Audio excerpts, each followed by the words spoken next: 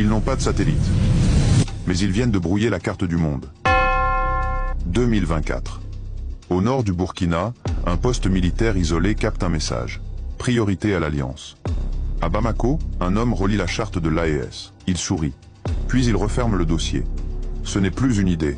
C'est une ligne, une lame, une réalité qui change les équilibres. Ils ne répondent plus à des puissances. Ils s'adressent à des peuples. L'AES n'est pas un cri, c'est une respiration. Des troupes communes, une doctrine, une voix. 3 cœurs qui battent sous un même torse stratégique. Le monde aime les forts, mais il respecte les déterminés. Mais le confort a un prix. Le confort de l'appui étranger. En cas de débordement, plus de hotline directe avec Paris ou Washington. Des aides gelées, des marchés suspendus. Les chancelleries s'indignent à huis clos. L'AES avance, mais l'Afrique parfois regarde ailleurs. Et de l'autre côté, 3 bases, 3 bastions, 3 leviers, effacés. L'illusion de l'indispensabilité. Le mythe d'un lien naturel s'est éteint dans un souffle. Ce n'est plus la France qui dit le mot « terreau-terreau ». C'est le Sahel qui dit « souveraineté ». Mais tout n'est pas perdu. Moins de préjugés, plus de réalignement.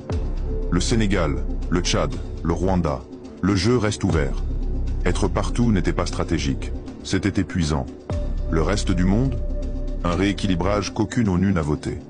La Russie parle, la Chine avance, l'Occident attend. Un Sud qui décide, c'est un Nord qui doute.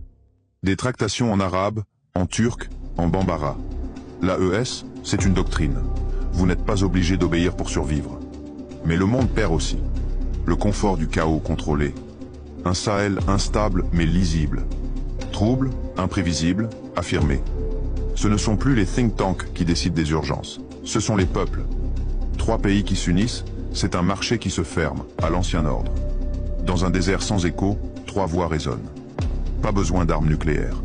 Pas besoin de siège au Conseil. Juste une ligne, un pacte, un souffle partagé. L'AES n'est pas une alliance militaire. C'est une fracture géopolitique. Et si la véritable force, c'était de dire non, sans trembler? Et si le Sud n'attendait plus l'autorisation du Nord pour exister? Ou encore, si l'histoire ne se réécrivait pas, mais se renversait?